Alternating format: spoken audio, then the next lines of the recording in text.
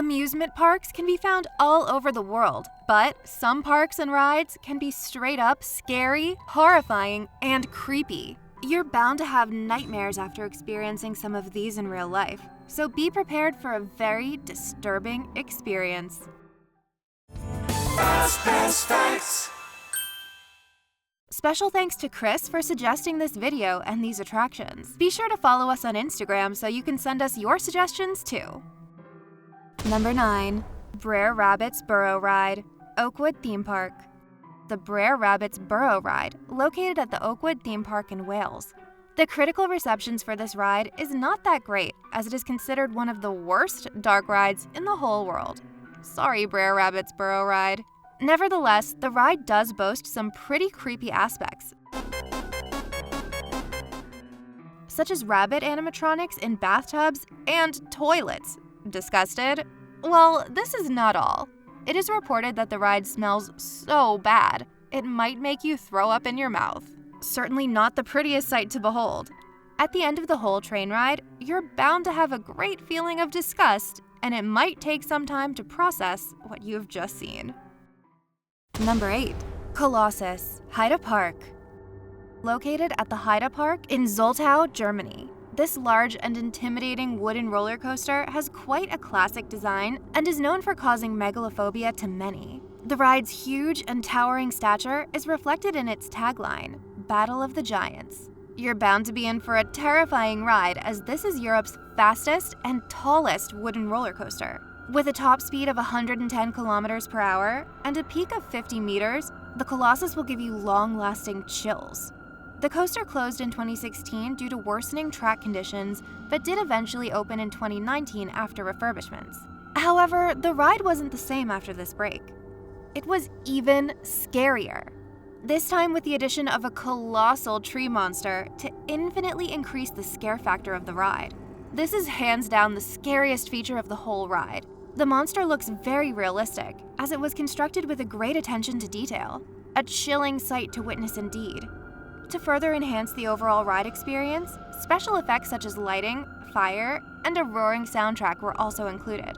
All in all, Colossus provides a pretty intense experience from start to finish. Number 7. KRAKE, Heide Park. The next ride on the list is known as the KRAKE and is also located in the Heide Park, mentioned before. This amusement park sure does boast some frightening rides.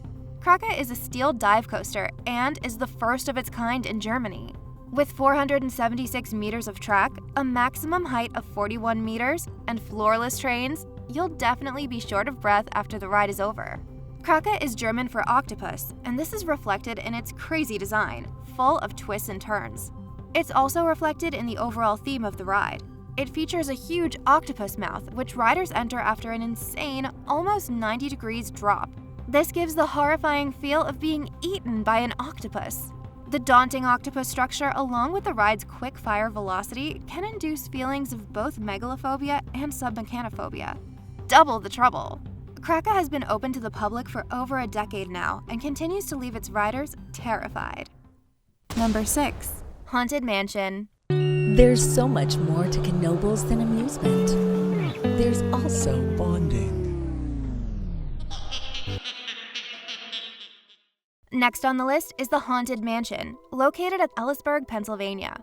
Its origins lie in a famous traditional story of a cursed mansion, and that is why this dark ride is full of suspense and surprises. In fact, it's considered one of the best traditional dark rides in all America. A large portion of the ride is spent in significant darkness, which means that it can cause nyctophobia. The overall Knoebel's Park has witnessed many setbacks, including natural disasters like hurricanes and floods. The forces of nature have added up on its overall eerie vibe. However, despite all this, the Haunted Mansion stands strong and is ready for business. Number 5. Horror Cave, Six Flags Over Georgia. This ride was Six Flags' first ever attempt at a horror-themed attraction. This haunted house has various elements of terror. One prominent one being a fountain from which a monster rises out at regular intervals. Another spooky aspect are some vampires just lying in glass coffins, breathing. Half dead, half alive. The other sections of this haunted house are also quite depressing. It has something to do with the overall architecture and lighting. It just exudes an environment of dimness and hopelessness. That is why the Horror Cave is definitely a distinctive attraction of the overall Six Flags park, in that it is horror-themed, a sense of misery in an overall fun and exciting park. Number 4. Phantom Fantasia, Thorpe Park. The next ride on the list is Phantom Fantasia, located at the Thorpe Park in Surrey, England.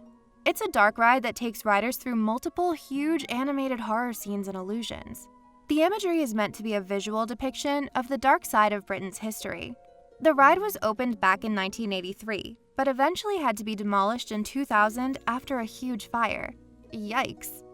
But regardless of that fact, the ride did provide its fair share of scares when it was alive, including a torture chamber, a hunchback swinging from a bone chandelier, a crypt, a black magic alchemist brewing a potion, and a ballroom full of waltzing skeletons.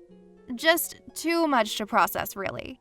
And this is not all, as the ride was rethemed later on and named Wicked Witch's Haunt, with the addition of haunting witch animatronics and giant hairy tarantulas. The range of the disturbing and upsetting content on this ride really does have no limits. Number 3. 1001 NACHT, Phantasialand. The next ride on the list is called 1001 NACHT, and it's located at the Phantasialand theme park in Germany. This gondola lift was the very first stationary dark ride in the whole of Germany. It's a very unique ride in that it has an Arabian Nights theme. This is reflected in its name, 1001 NACHT, which is German for 1001 Nights, a reference to Middle Eastern folklore. The ride features a number of horrifying features, including a large water-spouting skull and a dragon's mouth in which the gondolas enter. A very intimidating premise indeed. But that's not all. The interior of the cave denotes various scenes from stories from Arabian Nights, such as Ali Baba, with the help of massive animatronics. Other things featured include camels, dancing women, dragons, and cyclops. These things are brought to life with large and intimidating animatronics, which can cause megalophobia, so beware. Another noteworthy aspect of this ride is that its gondolas have been suspended below a very low-lying rail. So low-lying that there are signs put up nearby to tell parents to not put their children on their shoulders when walking under the rails. The 1001 NACHT did eventually have to be demolished in 2009. This was done in order to make space to construct new rides, as the Phantasialand was not allowed to expand its park area. This was not an easy choice to make by any means. Nevertheless, 1001 NACHT will live on in memories as the daunting gondola ride. Number 2. SPREEPARK. The park has interesting origins, as it was opened way back in 1969, when Germany was still split in East and West. SPREEPARK was located in the then GDR-controlled East Berlin. Since then, the whole park has gone through numerous modifications and upgrades. But still, the gritty and haunting feel of the past remains. The scariest feature of the whole park is the SPREEBLITZ roller coaster. Even though this ride isn't that spectacular on a technical level and lacks an aesthetic appeal, it nonetheless is a terrifying one.